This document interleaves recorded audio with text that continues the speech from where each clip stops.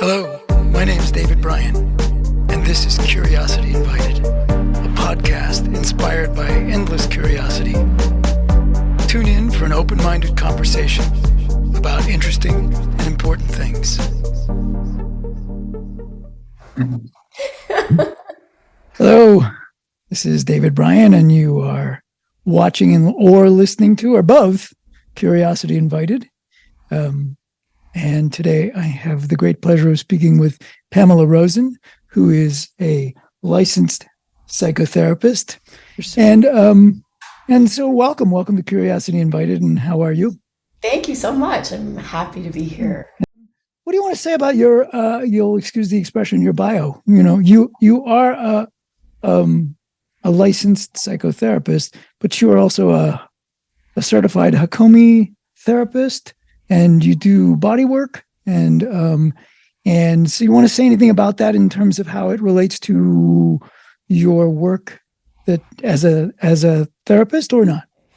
I've been working with clients and their bodies since 2003, first as a body worker, and then I got trained in Hakomi, which is a body-oriented and mindfulness-based approach to psychotherapy. And I also weave in a history of acting and a lot of experientials. I taught theater in prison for a few years, and I have a vast teaching experience as well.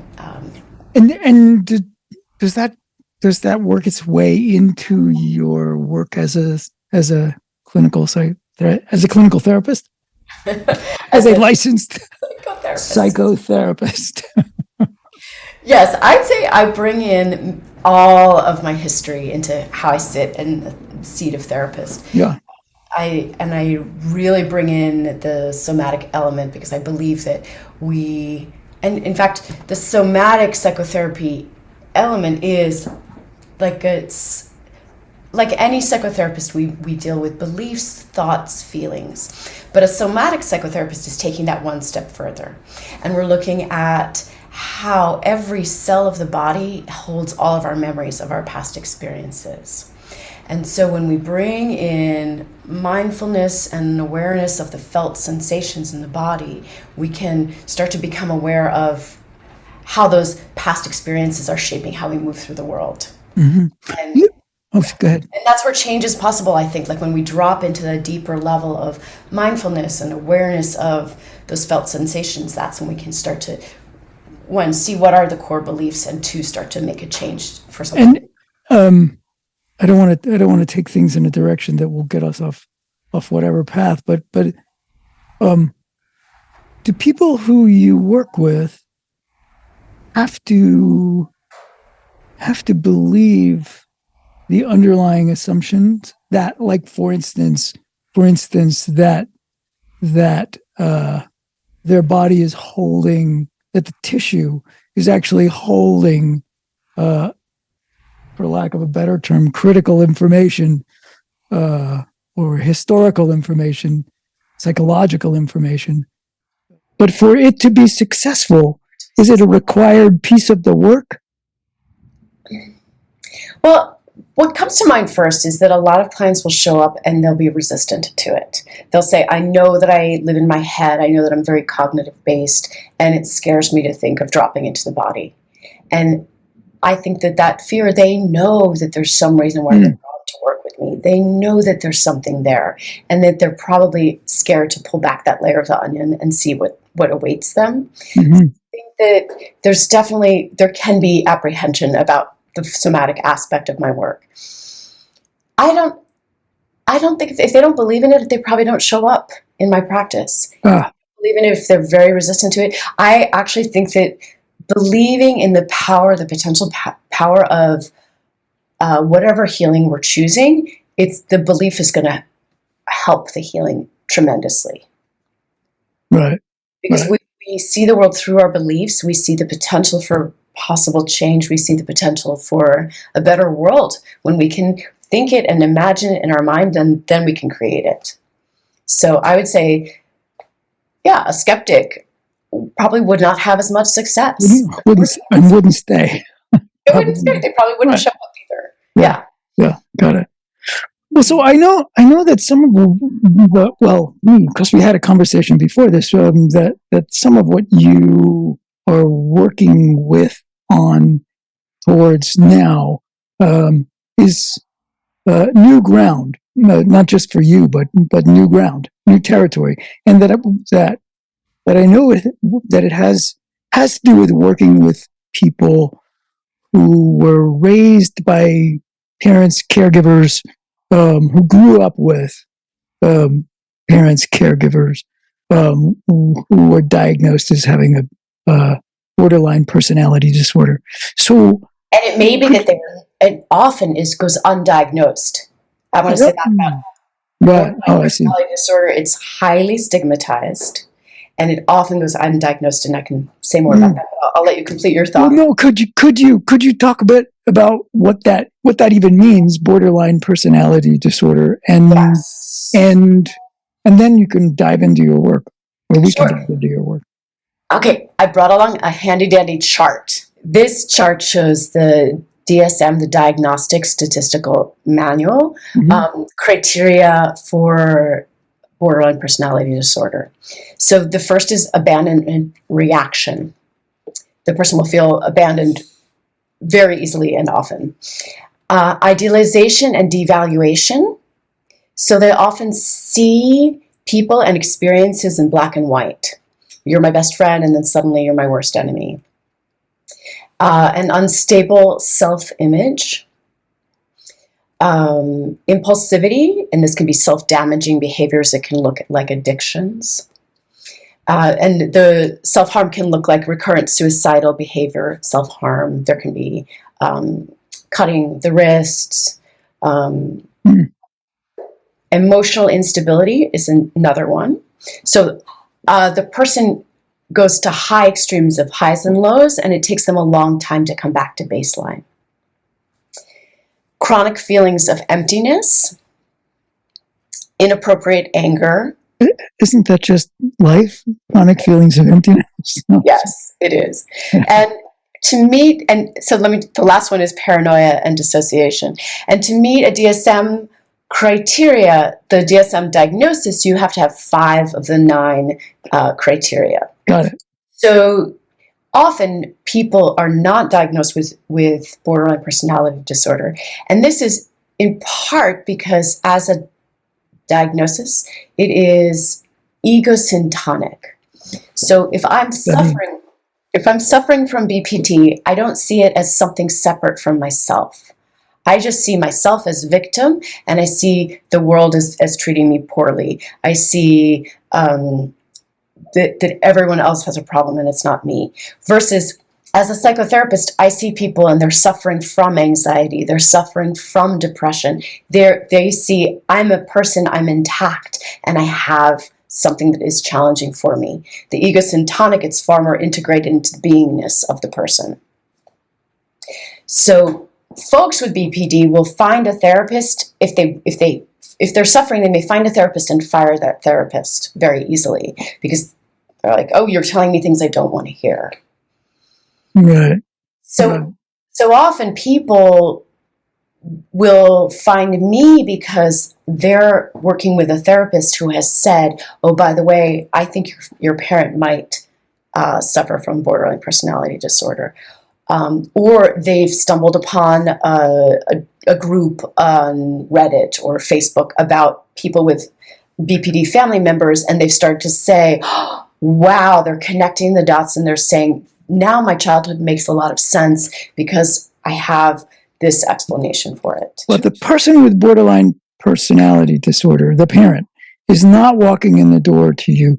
It's the caregiver, right? It's the person who's been cared for. And are there common threads that one can discern for the people who were raised by people with borderline personality disorder? Absolutely. So I definitely want to talk about attachment and how that factors into this, but I'll answer your question in brief.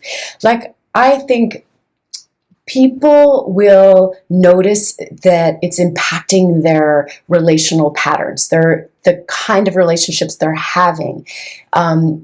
people with this wounding often, like, they spend a lifetime in therapy and find minimal change because their attachment with their parent was so tumultuous. And so they may notice in themselves that they have a lot of reactivity, that they have relationships that are very unstable themselves. They can notice it in a sensory way, like, I really need to control things in my environment in order to feel okay or in order to feel safe.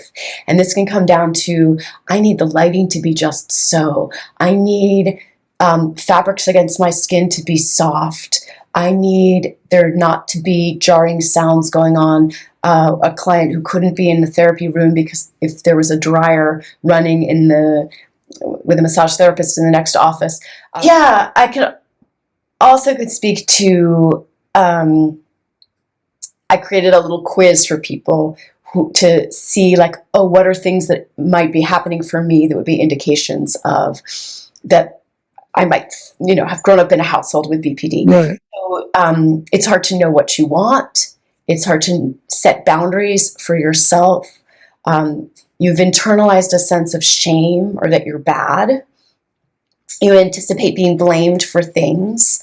You feel like you're on edge a lot of the time and it's hard to relax. There might be tension in your body. It's hard to trust yourself. You're afraid to let people get close to you. You push yourself really hard to achieve in the world, and you mask what's going on inside of you. So because you feel like you have to hold it together a whole lot. So you're hiding your genuine self. Mm-hmm. These are just some of the characteristics that someone who grew up with this wounding will then demonstrate in the world. And you said that the people in that category, raised by people with, they don't often have successful experiences in therapy. Yes. So this is why I'm so excited, because I've created these therapy groups and this reparentive approach to therapy. Reparentive, right? Yes. Got it. Okay. It's a new word that I came up with, and I'm getting it trademarked. And it's the merging of a few concepts. So a concept in therapy is reparenting, and that's often what a therapist is doing. But my concept is a quality that the therapist embodies, and it's about reparations. It's about making up for qualities that were lacking in the parent. So this is a way of being that the therapist shows up and embodies qualities of repair, and I'm available for repair. I'm humble, transparent. I support the autonomy and individuation of you as client, as if you were my child. I am focused on the positive and resilience and seeing your resilience, non-pathologizing. There's qualities of predictability, qualities that were lacking in the parent. Mm-hmm. So these are the qualities that a reparentive therapist embodies in order to offer the client an experience of something that was missing in their childhood. Yeah. And by providing this in a therapeutic setting and offering the client a chance to really become mindful of their own body and take in this missing experience, then they can have a nourishment from the relationship, and actually it can go to repair something was lacking in their childhood. You said, use the word transparent. So transparency in, if clients want to know why are we doing this in this activity in group, I'll say, well, here's my goal, and this is what I want for you, and this is what I'm hoping that you get to explore and become aware of a core belief, a way of organizing. I'm going to be really transparent in that way, mm-hmm. Predictable in, like, we're going to have predictable structure to how we move through group and how we move through the therapy. Mm-hmm. I am transparent because I believe that we get wounded in relationship, and it's through relationship that repair is possible. So if clients have a question about me, I'm not going to be completely an open book, but I'm going to let them know, like, that I let them know that this is my story too. Like I'm doing this work because I've been through this experience. I will share things if it helps build safety for the client. I really believe in transparency in that way. Yeah. And that's what I want to really teach the therapists to do who are going to continue to lead my groups. And that's the other piece that is unique, different about this, is that you're not just describing how you work with clients. You are now launching a group to train other therapists, because you have some sort of a protocol or a procedure or a something. I don't know if I'm using the right word, but that you found to be successful in this, and now it's about putting this out there in the world for other therapists, because it's just 24 hours in the day, and you're only one person. Exactly. Yeah. So since 2019, I've been leading a therapy group that I created called Growing Ourselves Whole. And it's a 10-week journey through turning over many of the stones of this wounding, on the unpredictability and the emotional volatility, setting boundaries, knowing what we want, looking at how this wounding affects us in our current life, looking at our parents' history. So I've created this group, and it's been hugely successful. And the changes that the clients are reporting, I had a client say that they found a peace that their ancestors could not have envisioned through this group. I had another client say that I can see past the trauma to the person I am. There's more, another quote was that there's more space for the love because the shame is getting smaller. Like, just, I get chills just naming all this. Like the successes that I'm seeing in my clients is just amazing. And that in the arc of this 10 weeks that they get a window into a different way of relating to themselves and to other people. They get to experience this group as a reparative family experience. And because let me just finish this, because I've led it so many times, and I've seen that this work needs to get out to a wider audience. And so now I have a training that begins this March where therapists located anywhere in the world can come and study how to lead this 10-week group and learn from me this technique that I've pioneered called Reparentive Therapy, and learn the 10 principles of the Reparentive Therapy, and then I have a list of 9 buckets of healing. Like, the buckets are what guide us and what we want the clients to keep putting into all these 9 buckets. And I can tell you about what the 10 principles and the 9 buckets. Well, but then you have to kill me because it's not yet. It's not yet protected. It's 10 particular weeks, right? And you're obviously you obviously are going to present them in some sort of sequential order. Have you run into situations where person A goes 1, 2, 3, 4, 5, 6, 7, 8, 9, 10? It's just fine. The other person is 1, but really 7 should come next, and then 2. It's like, are people unique? People are unique, and so are they so unique that a person has to be skilled at juggling all sorts of different sizes of balls? That's an interesting question. I have feedback forms at the end of each group, and the feedback has been that the flow and the pace, and I haven't really gotten feedback on the sequence. But honestly, I've created this group to be an ideal group for me if I were the participant. And I think the flow builds on safety from one week to the next. So we build to a certain level of intimacy, and then we share stories about our childhood. And I also have built the structure of every evening so that the clients arrive, we are guided into mindfulness, and then there's a journaling prompt, and then we do a check-in. We explore the theme of the evening, often with a brainstorm of what are the messages and what are the beliefs that we might have internalized based on these messages that we got in our childhood home. And then we'll do an experiential exercise. So I put them in breakout rooms, and there'll be a chance to test out how it feels in the body, and then we debrief as a whole. And I'm just wondering. I know you've spoken to some people, but have you shared your work enough with other therapists to get a sense? Have you run into responses that are oh, that's really unique or different from what I've done, and maybe that would be successful, or ho hum, been there, done that.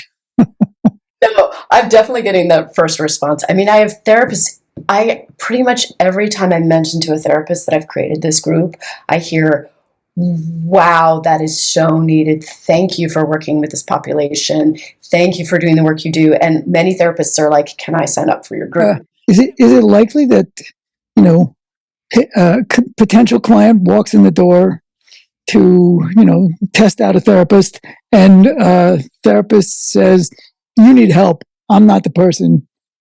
Find somebody else, because will people avoid this population because it's too hard or it's too something? Yeah, I want to say this with like so much love and respect for people that are in this system of wounding, because the like BPD is born of a lot of trauma, and it's passed down the generations, and the parent has a lot of trauma, and the adult child as a result grew up with a lot of trauma. And so some of these difficult patterns of relating can come out in the therapeutic relationship. So if I grew up with a borderline parent, hypothetically, and I go to see you as a therapist and I don't feel safe, I might need things to be a particular way. I might get angry at you very easily. I might feel abandoned by you very easily. All of the challenges that these people bring to every relationship are going to show up in the therapeutic relationship. And so one of the ways that I'm working with the therapists in the training is about what we call countertransference. Like, what comes up for you in the seat of therapist when you sit with this person? How do you, especially a very big tool that I'm working with is nervous system regulation. How do I, as therapist, ground myself so that I can be available? I can be a tree that flexes with the winds of the tumultuous energy that's coming at me from this client or this circle of clients. And nervous system regulation is key also to this conversation, because I speak about co-regulation a lot. And in an ideal parenting scenario, the parent provides the container and offers the child soothing so that the child learns to manage distressing emotions that arise for them. So this is an ideal co-regulation scenario in parenting.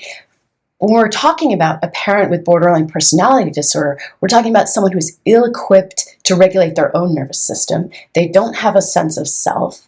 They don't have that to provide to the child. So the child grows up, for one, having to be in the role of parent in a lot of ways, and with a nervous system that's never been regulated by another person. And so one of the key qualities that my therapists learn is how to be that regulated, calm nervous system, so that my clients showing up dysregulated can come and drink from my well. Mm-hmm. I have water to give them. Okay, so you don't have to answer this question, but why did you end up there? Why did you end up in this? I'll say that like this is my experience, and I was motivated on a path to healing my own heart, healing my own trauma, and I years ago created a peer group of people with this history as well. And doing it in a circle, in a group, was revolutionary, because you can sit with an individual therapist and the therapist can offer you empathy, But the therapist doesn't go saying, oh, well, I lived through this as well, and this is my story. But when you get a circle of people together, Right. the sharing of stories and the relating and the shared inspiration from seeing someone else with that Right. history as well, I mean, it's really amazing. And so because I'd had this group experience, is part of what set me off on the journey to becoming a therapist, to then be able to provide this to other people with this wounding, this history. Got it. Thank you.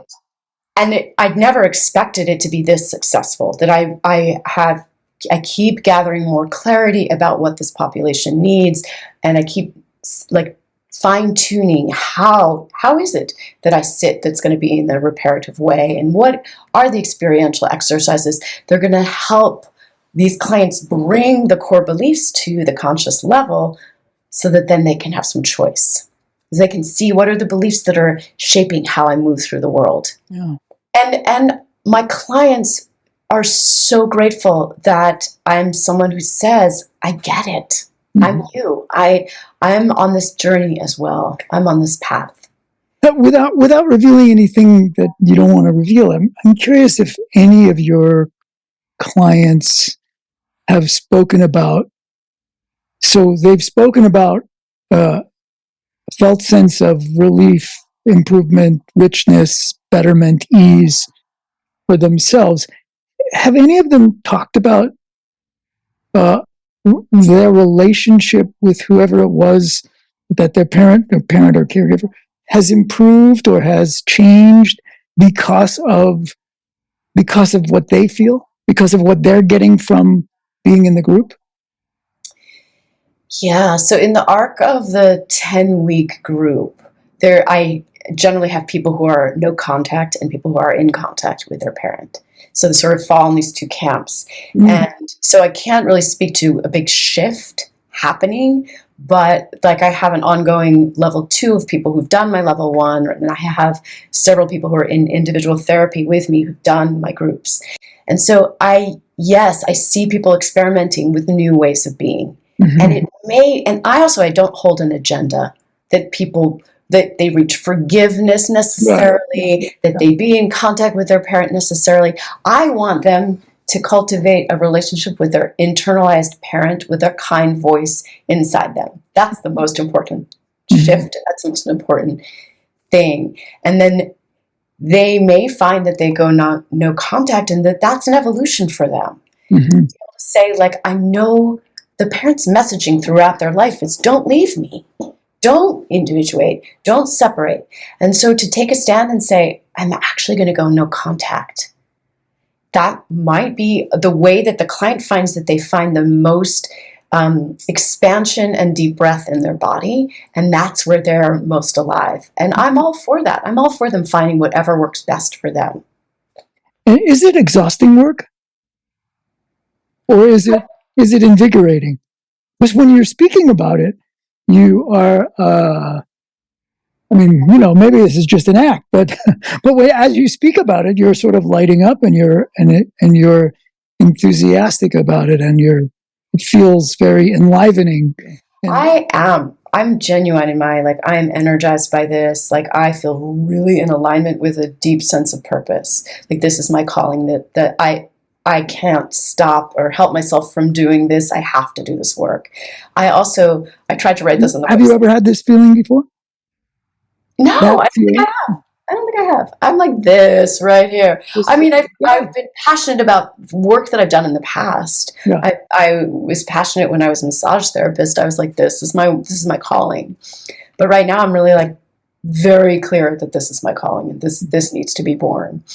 And every time I end the Zoom session, I'm like, yes, this right here, because I'm sitting in the room witnessing change. I'm witnessing people experience and take in safety and love and care for themselves. I'm hearing people who've had a sense of isolation say, I think I'm so messed up, but I look around the room and I see all of you, the virtual room, I see all of you they're saying, if you've survived this, I must be able to, and I must be okay that I've made it to this place that I'm at. Yeah. And I just like seeing that and hearing people say that they feel less alone, that they're like, I'm so sorry that you've lived through this as well, but I feel so much less alone. And then they move through their life and things and shifts are happening, like change starts to happen. You're doing something that calls attention to people being aware of their bodies, and at the same time, it is successful on Zoom. And that, that's maybe we should. Maybe that's just. Maybe we're now all so familiar with Zoom, we should all just sort of course. But that seems different. Okay, I want to speak to this though, because Yeah. I am really over Zoom in so many ways. I'm really fed up with it. And we've been subjected to way too much. And so it's at least ironic that we're. It's ironic. It's ironic to be saying, let's use the body. But I say to my groups, all right, I want this time to be set apart from the rest of your day. You get to bring in whatever fuzzy blankets and warm tea and pretend I'm there making you tea as if I were there in the room with you. We're going to be really experiential. It's going to be very interactive. I am like kinesthetic person. And so I also want the learning to come in many different avenues for them. And also, I'm going to bring awareness to, like, this is our eye band. We hold a lot of vigilance in this area. Let's do a somatic exercise to release the eyes. Let's do a somatic exercise that you can bring into your day. And when you have to be on a Zoom meeting with your boss, you can be doing this isometric muscle exercise where you feel containment and it's off screen, but now you have a resource.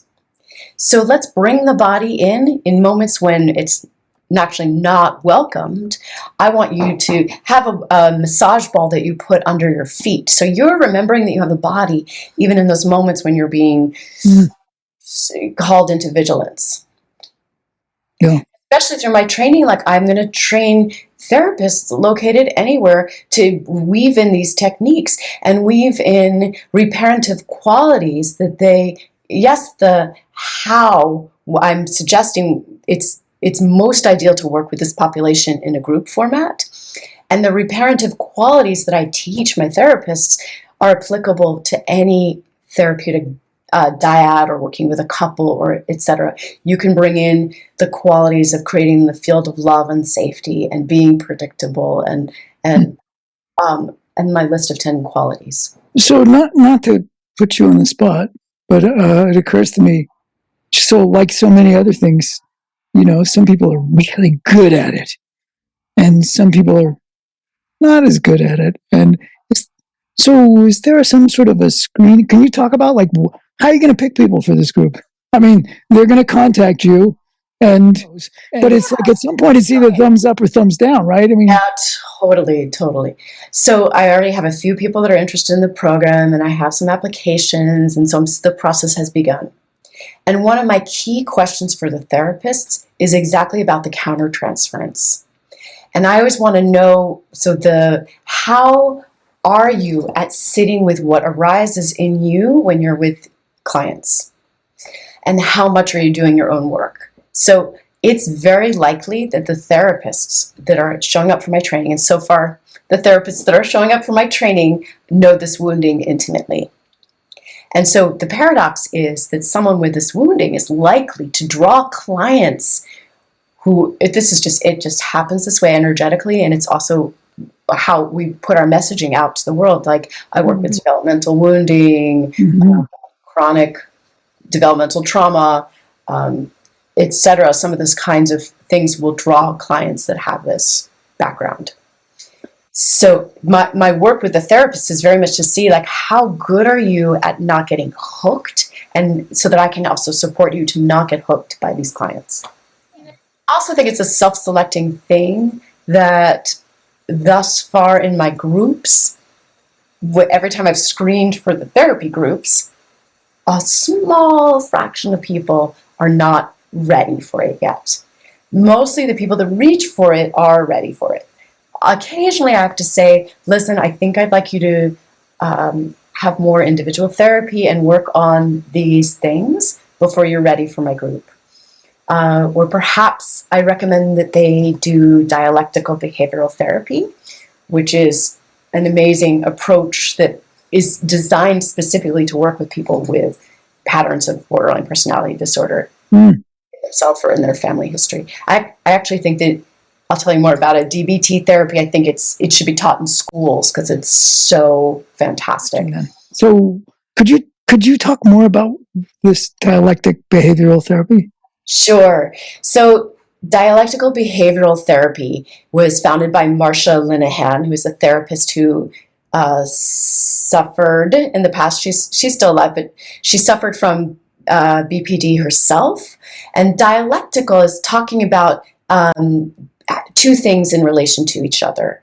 And so in the mind of someone with BPD, there really can only be black or white. And DBT is teaching skills of mindfulness, distress tolerance, interpersonal communication effectiveness. I'm not remembering all elements of it, but it's taught in these 8-week modules. And it's a lot about, like, how do I calm my nervous system? How do I regulate my own emotions? How do I interact in effective ways with other people? So these are skills for folks with BPD to learn how to interface with their environment more effectively. And it leads to emotional, like, freedom and happiness and getting more of what we want, basically. If it's leading to those things, why does somebody need to come to a group? Why isn't that sufficient? Dialectic behavioral therapy, why isn't that sufficient to, because it sounds like what you're talking about is that they learn to regulate themselves and they learn to kind of calm themselves and blah, blah, blah. I don't mean blah, blah, blah in a dismissive way. Yeah. So why isn't that enough? Right. So you're saying, why is my group necessary if everyone could just go to DBT? Yeah. Yeah, that's a great question. I think that what they're getting from my group is the content of the shared stories and the actual, like, somatic experiential experiments. So we're going to do an experiment of what happens in your body when something catches you by surprise and you're back in something that reminds you of the unpredictability of your childhood. Mm-hmm. And then you start to become conscious of why you're emotionally dysregulated often and what's happening inside you. So it's like DBT is broadly like, how do you regulate your own emotions? How do you interface with the world? And it's very much skills based. Mm-hmm. And my group is, okay, let's be 9 humans, including therapist, in the room together. Let's really track our own nervous systems and our bodies. Let's talk about what has been shamed in the past, because our past was locked up in shame and darkness, and you were not meant to speak about what went on behind closed doors. Let's shine the light of love and empathy and compassion, and let's actually talk about these things that were held in the darkness. And that's when, like, amazing change happens, and that's not happening anywhere that I know of. Is shame a big feature of this particular thing that we've been talking about?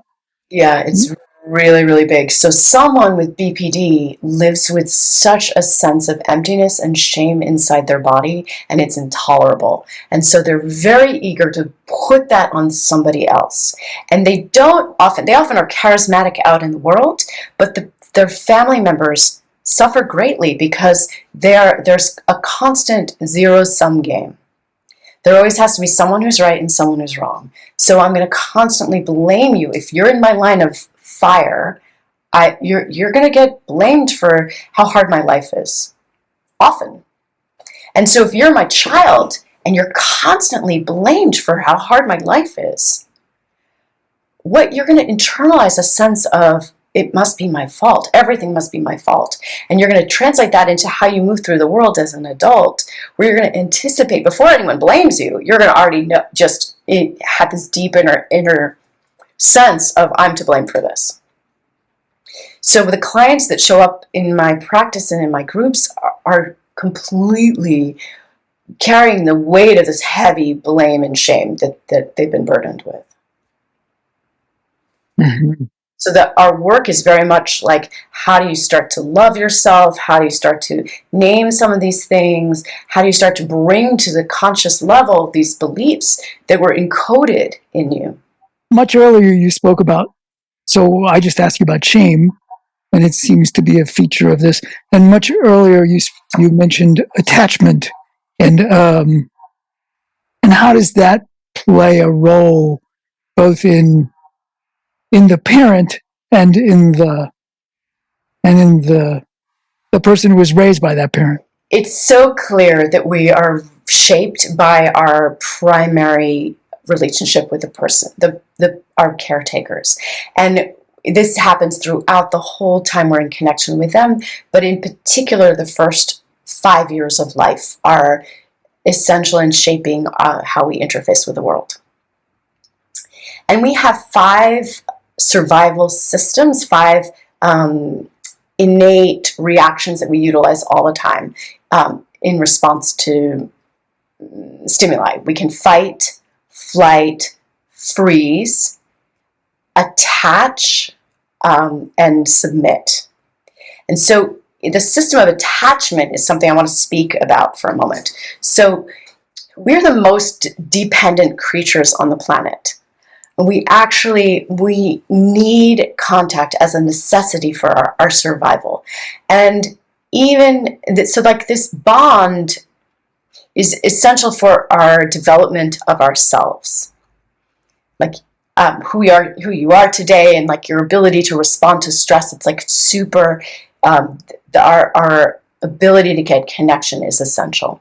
So when our parents' capacity to give that to us is impaired, we will do whatever we can to basically to get connection from our parent and get connection. So even when the wounding is very profound from the parent, our need for attachment, we adapt in creative ways. So often another of our reactions will get braided into our attachment system. So if love and fighting are presented in my childhood home, I will understand love and connection means fighting. So I will go and seek out, or I will go and create fighting in my relationships, in my work relationships, in my intimate relationships, and all around. But that's because that's how I've learned to get connection. It could be that I preference submitting and surrendering my sense of self in order to get connection, because also that was what I learned for survival in my childhood home. So I will be like, oh, I don't know, what do you want to do? That is another alternative. So I think that healing from these lacking attachment bonds is the core of what I'm trying to do. And what we're trying to do with psychotherapy is to heal those early attachment ruptures. Because in an ideal parenting scenario, the parent is absolutely able to show up and offer a good attachment bond and be available to the child's needs. But for so many reasons, the parent might not be. There could have been a divorce happening, or a death in the family, or some other reason that the parent isn't able to show up for the child. And so then the child develops all these adaptive responses. Mm-hmm. It all sounds hard and important. And yeah. I have a fun little example that I just want to do a little show and tell. Okay, so can you see these? I do. Do you remember them? Did you grow up? I grew up in the 70s. These were Weebles. There was a whole ad called Weebles. They wobble, but they don't fall down. Yes. Okay. But I came up with it with a client, the image of a Weeble, because when you have a parent with BPD, you're used to just popping back up again, like nothing phases you. boom, boom, boom. You're always resilient, optimistic, like ignoring the fact that you've been knocked down so many times. And what I talk the clients through is like, what is it about this weeble that enables it to keep popping back up again? What would you say enables this to keep popping back up again? This round underbelly. Yeah, and it's weighted here. Yeah, probably. Right? So this is all part of maybe the shame or the blame or the grief that hasn't been integrated. Why isn't it good? You get to be resilient. To be resilient. Well, you learn to be resilient. I know resilience is always a good thing. But if I'm just a little round guy with no, limbs, I don't integrate the darker pieces that are in the subconscious and that are about my adaptive strategy to my parent. And so that's part of one of my ways of working with clients is let's look at all of the parts. Let's look at what might be outside of our conscious awareness. So you've developed a protocol, you've developed an approach, and is there territory in what you are working with where you feel like some places are far more developed, you feel far more certain about this aspect and this aspect of what you're doing, and others that you feel like there's still territory to be mined, to perfect it, to craft it, to you know what I'm saying? Yeah, I'm trying to feel into how to answer this. I think I've been guided by this is working and do more of this. And so I'm incorporating feedback from the groups, but as I realized that I need to take this out to a wider audience and to train therapists in doing this, I'm just following like the information that I get from how it's going and what I see that I'm bringing that's unique in the work that I anywhere else. I don't see this happening in other places. So I don't know. I don't know what I don't know yet, and I'm an explorer. I'm following what's working. And are there other territories that you are in territories? This territory is BPD, the effect of BPD on a population of offspring, and are there other territories that are sort of calling to you or of interest to you that are, I wonder if? Well, for one, I am calling it wounding from a parent with BPD.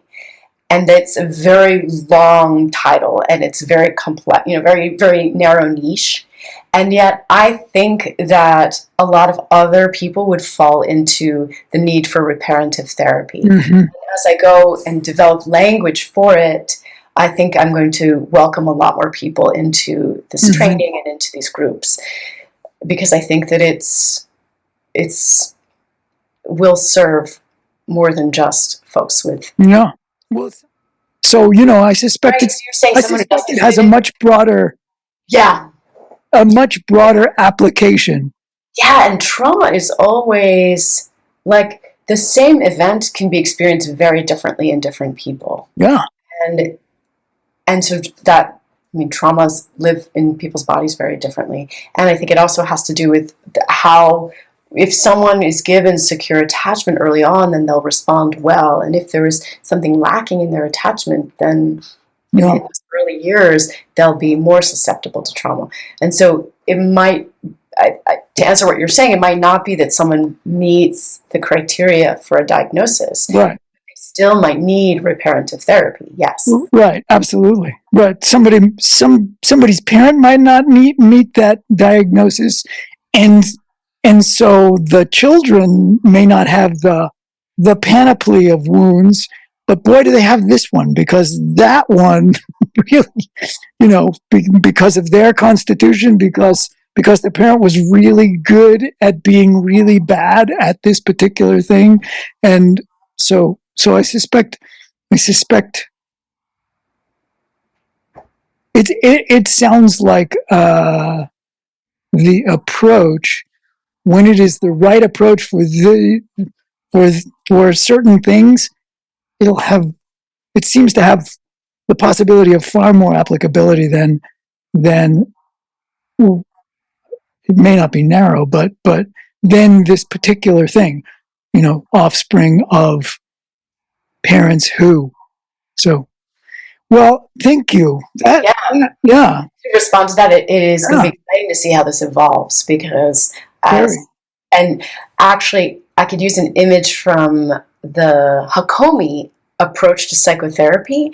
It's far less of like, I have a map and I'm going to guide you as therapist, than let's jump in together, therapist and client, far more like a shaman guiding. Like, let's take the medicine together and let's see where this unfolds. And so I'm being in relationship to reparative therapy and to my work as like, it's all an experiment. I'm gathering information. I'm seeing who needs this. How does it need to evolve and change? What's the next step?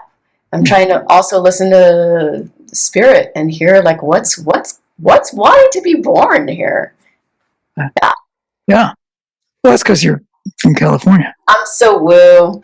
I am. I'm from California. Sorry. You're very down to earth for a woo woo person. I know. It's because I was born a New York Jew, but now I got the California woo, so it's like a bit of all of it is mixed together here. Been there, done that. Brooklyn. I mean, okay. Really New York, Yeah. And then you were in Southern California, right? Yeah. You were in Santa Cruz. I was in both Southern California for years and then Santa Cruz, yeah. Come on, that's like Brooklyn, Santa Cruz. That's some yeah, that'll make a person. To make sure you know who you're on the phone with when you're calling people. Yes, exactly. Wait, use my Santa Cruz. Brooklyn, Santa Cruz, Brooklyn, Los Angeles, Santa Cruz, Wyoming. Yeah. So you really have to make sure you know who's on the phone.